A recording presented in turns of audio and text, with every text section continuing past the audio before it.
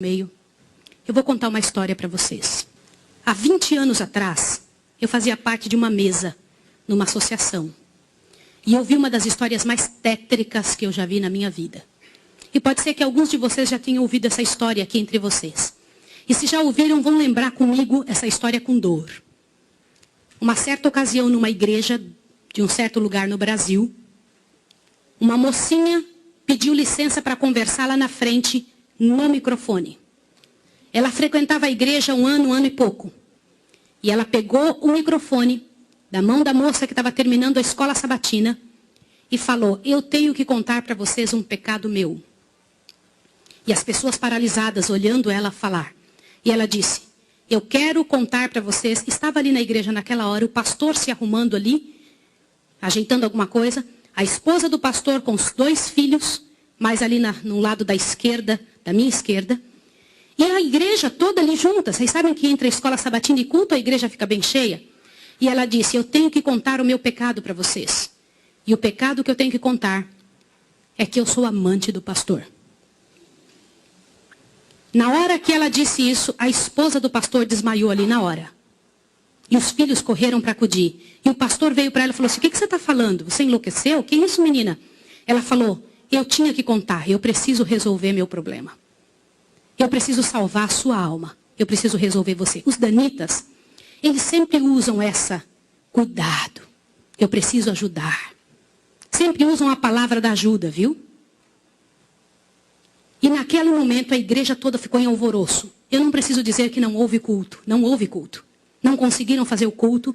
A esposa do pastor foi levantada dali, foi levada lá para fora. O pastor não sabia o que fazer. Começou a dizer: irmãos, por favor, isso é um grande mal entendido. Ela dizia: não é, meu bem. Eu precisava dizer, eu tenho que salvar você e tenho que salvar mim. E ela foi levada para um quartinho, a esposa do pastor foi atrás e começou a conversar com ela, e falou com ela, e foi um alvoroço muito grande. E ela disse: olha, eu vou te provar que isso é verdade. Nós combinamos que ninguém nunca ia saber. Foi uma coisa muito bem feita. Mas eu preciso te contar. E falou para a esposa do pastor.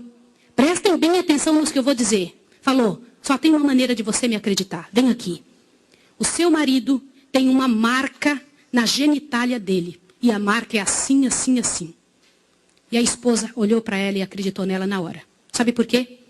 Porque aquele pastor nunca tinha tido contato sexual com nenhuma pessoa, só com sua esposa. Eles se casaram virgens. E ela disse: ninguém sabe disso. Como é que essa moça sabe? Consegue imaginar o que é isso? E ela também nunca tinha contado isso para ninguém. E ela pegou a esposa do pastor, passou a acreditar. E ela contou detalhes sobre o corpo do pastor, detalhes sobre ele, até de coisas que ele falava enquanto dormia. Preste atenção. Eu não preciso dizer para vocês que aquele casamento acabou. A igreja todinha daquele pastor entrou num estado de bancarrota que vocês não têm ideia. Uma palavra, como diz Tiago, pode estragar a vida de uma pessoa para sempre. Sabe quantos anos se passou dessa história? Até que eu fiquei sabendo, isso foi há 20 anos atrás que eu fiquei sabendo. Já tinha se passado 20 anos que isso tinha acontecido. Por que eu fiquei sabendo dessa história? Foi numa mesa, numa comissão, numa associação. O presidente um dia nos chamou e disse o seguinte: irmãos, eu preciso da ajuda de vocês e oração por algo. O que foi? Há 20 anos atrás aconteceu a história de um pastor e contou toda a história para nós. Foi numa igreja assim, assim, assim, e nós tiramos a credencial desse pastor. E esse pastor foi para um sítio e ficou sozinho. A esposa dele é casada, tem outros filhos, está vivendo a vida dela.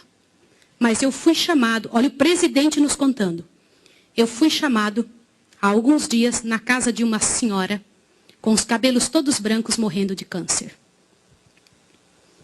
E essa mulher morrendo de câncer pediu muito para falar com um pastor. Mas tinha que ser o presidente da igreja adventista. E eu fui até lá porque eu sou o presidente. Quando eu cheguei lá, a mulher me contou que ela tinha sido a moça que tinha falado aquilo do pastor. A amante, a suposta amante do pastor. E ela contou para o presidente que ela havia inventado toda essa história. Mas como que ela sabia dos detalhes do corpo do pastor? Na ocasião em que ela tinha se apaixonado pelo pastor, Ela trabalhava como faxineira dentro do hospital.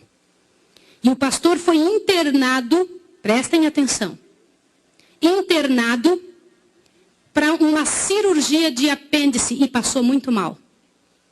E ela era amiga de uma enfermeira. E entrou dentro do quarto junto com a enfermeira, destampou o corpo do pastor e olhou o corpo do pastor todo, durante o tempo em que o pastor estava dentro do hospital em coma. E quando o pastor falava algumas coisas, ela ouviu o que o pastor falou e ela olhou os detalhes do corpo do pastor e guardou. Satanás plantou na cabeça dela 1 ano e ela formulou e acabou com a vida do pastor. E o presidente pegou uma credencial, foi lá no sítiozinho onde o pastor o coitado daquele pastor, o caluniado estava, e chegou para ele e falou, junto com uma comitiva dos irmãos, pastor, eu vim aqui te entregar a sua credencial de novo, nós descobrimos que era mentira. Sabe qual foi a resposta do pastor, irmão? O pastor disse assim, vocês me devolvem minha família e meus filhos também? Vocês me devolvem minha reputação? Se vocês não devolverem junto, eu prefiro ficar aqui. E esse pastor, uns dias atrás, eu soube que ele morreu lá naquele lugar. Quem foi a assassina daquele pastor? Não foi só aquela mulher, foram todos que falaram junto. Porque, gente, quando acontece um inferno desse, uma multidão de gente sofre, uma multidão de gente machuca. Fica machucado. Meus irmãos, vocês me perdoem ter que falar sobre isso, mas é verdade. Existem muitos lugares que eu tenho muito medo de pregar, mas eu vou igual se me chamam. Porque eu vou falar uma coisa para vocês. Ontem à noite eu comentei que a vida de quem prega essas verdades é altamente prejudicada. Uma coisa desse tamanho é passada de boca em boca, de forma que apareça o inferno no final. Será que existem danitas no nosso meio? O céu é um lugar tão fabuloso. Não vale a pena, meus irmãos. Não vale a pena. Deus tem mais para a nossa vida. Tem mais coisas para ocupar a nossa mente. Para fazer parte do nosso vocabulário. Para nós pensarmos a respeito das pessoas. Vamos fazer um exercício? Pense bem da pessoa que mais mal você sabe dela. Imagine isso agora. Sabe o que vai acontecer com você? Teu coração vai se encher de paz. Porque é isso que acontece, gente. Se você não for capaz de abrir a sua boca para trazer paz para a vida de alguém, não abra a sua boca para trazer o inferno para a vida de quem quer que seja. Jesus ama as pessoas pecadoras e miseráveis. Todas aquelas que pecaram horrivelmente, Jesus ama. E Ele tem mais para oferecer para nós. Eu vou pedir uma coisa em nome de Jesus essa manhã. Uma coisa que é muito difícil de fazer. Mas se há alguém em nome de Jesus que falou algo de outra pessoa, ainda que seja verdade, e que não pediu perdão, que peça perdão a Deus agora e corra e peça perdão para a pessoa. Sabe por quê? Abre seu ouvido que agora a parte principal desse sermão está aqui. Em nome de Jesus, abre seu ouvido. Eu preciso que você ouça, não deixa nada te atrapalhar. Você sabe por que existem igrejas frias que não mudam? Você já viu aquelas pessoas falarem? Você é ancião, não é, irmão? As pessoas vêm para você e reclamam. Que igreja fria? O que está acontecendo? O que não acontece? Nada muda. Vocês sabem por que isso? Alguém sabe? Gente, a principal razão, e eu vou ler para vocês agora ali. A principal razão porque a igreja fica fria é por causa da presença dos danitas.